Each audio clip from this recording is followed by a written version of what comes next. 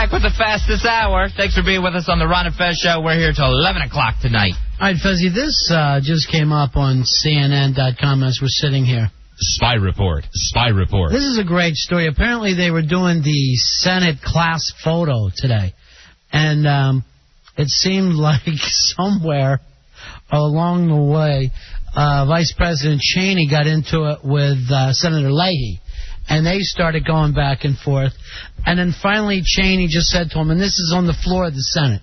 Now, the Senate is not in session, but apparently he said F you to him. Now, the ironic thing is yesterday we were just told, and it's not even that word, words that are far less offensive to most people than that get used on this radio station or any radio and television station in the country.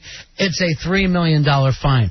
And yet those same words are okay for the floor of the Senate. And nobody seemed to die from it, and it's the only way the vice president could seem to express himself. Wow, I wonder if that's going to happen in the debates this fall. I hope so. To me, it's a form of debate. I have no problem with it. Sometimes it's the only response. I love it. They're cracking. They are coming apart at the seams. You got Nutsy, who can't sit down anymore. He's got to stand for 10 hours a day because he's on watch in case the Iraqis are coming over the border. And now you got another one who's cussing people out on the Senate floor. First of all, just to defend Rumsfeld, he was a breech birth. So he's always been feet first, forever. Now, the problem was they took that glass photo, and Cheney won't photograph. They can't get an image. So that's one of the things that got him just frustrated to begin with. All F you. F you all. That's our new policy. You know he snarled it, too. It was like Nixon in that Oliver Stone movie. Yeah, when he said, like when he called the New York Times reporter the Major League a-hole. Yeah. Just under his breath. Yes. Saudi Arabia is offering amnesty now to any al-Qaeda militant who has not been involved in the recent killings and bombings if they would like to turn themselves in. All right, this is just as long as it wasn't recent. Right. They could have been involved in 9/11. That's forgiven. Yeah, this is like the recent bombings in Riyadh and, of course, the beheadings that have been going on. You know what? They really are getting tough on the terrorists over there. You got to say that these are our allies, and they've just said, Ali, all come free to all the terrorists. Come on back. You're welcome. What happened to no negotiating with terrorists? And now, for some reason, we have a dirty bomb for shoes, for new sneakers campaign going on in Saudi Arabia. You bring in your big AK-47s and your dirty bombs, you get a new pair of kicks. No wonder Cheney's cussing. The problem is that they're guns for shoe bombs. So it's really not helping us either way. We'll give you a gun if you turn in your shoe bomb. And how in the world do you tell who's who when everyone's got their head wrapped up in some sort of checkerboard cloth? Oh, God. Unbelievable. This is the Saudis. Oh, F you. F you and the horse you rode in on. For some reason, these Islamic extremists haven't taken up our offer to turn themselves in. They see a higher power above the Saudi royal family. Unbelievable. Unbelievable what a cluster this is. Just a cluster from start to finish. Well, at least they're trying something new. Nothing else has worked. So now let's just turn everything, let's just wipe the slate clean. Our foreign policy to me right now, Fezzi, feels like a capsized boat. Like we're still alive in an air pocket, but we have no idea how we're going to tip this thing back over or swim out from underneath it. I feel like Shelley Winters trying to get off the Poseidon Adventure. It is Poseidon Adventure, and you're the fat girl that's stuck in that... I'm Mrs. Rosen. Yeah. I have an Olympic swimming medal. Yeah, sure you do. From what Olympics? That Berlin Olympics back in '38? Ralph Nader wants his supporters to attend all his rallies, but he says he wants them to feel free also to cast their votes for Senator John Kerry for president. Some rally this turned out to be, Fez. Remember, don't vote for me. Why is this furry neck bastard running? So people will point cameras at him and talk to him, because you have to remember, when he doesn't run, nobody puts him on TV.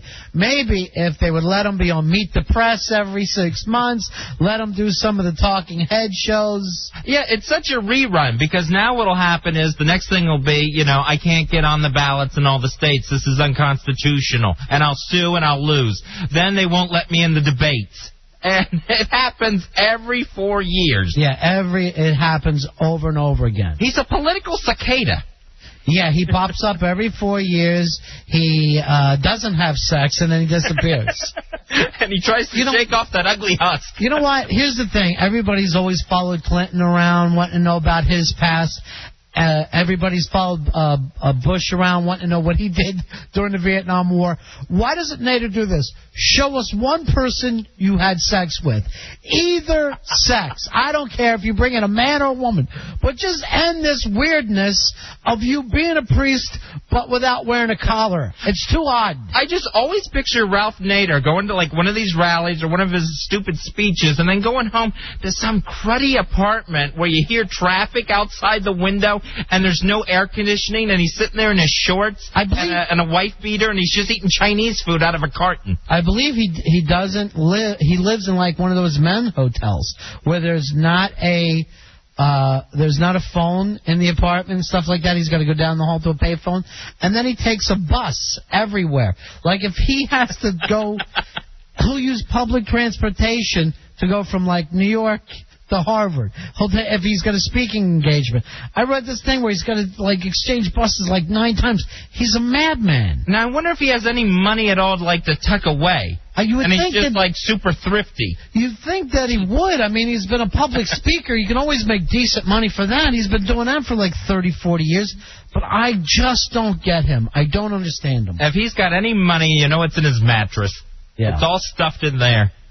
Governor Arnold says he doesn't know if he'll speak at the GOP convention, but he says if the party's smart, they're going to put him on in prime time. That's right. Take a look at me, baby. I'm running California, three-time Mr. Universe.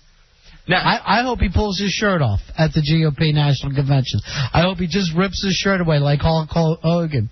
What they ought to do is they're probably not going to be able to do the Reagan tribute with Ron Reagan on the warpath. Yeah. So the montage they ought to put together is just Arnold and just clips from all his movies. Yeah, I would use the Terminator movies. I wouldn't go for those comedies. I got to tell you the truth. They never made me laugh, and I don't think they're very Republican. But the Terminator movies would be great. And if he would come out in a leather jacket, I think the place would go wild. So Arnold said he's willing to appear with the president if the president comes to California, but he's not going to go touring for the president. Yeah. And he wants a primetime spot at the convention. So this is nice. Probably right now the two biggest stars the Republicans can pull out would be Nancy Reagan and Arnold Schwarzenegger, and neither one agree with the president. I think that Arnold, though, being the new guy, he'll come out and do a real gun-ho speech.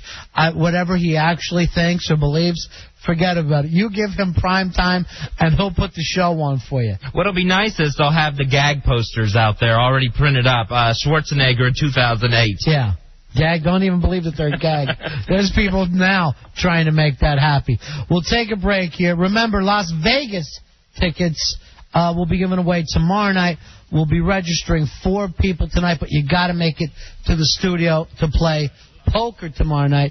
And there's only one kind of poker we play, Fezzy. That's Texas Hold'em.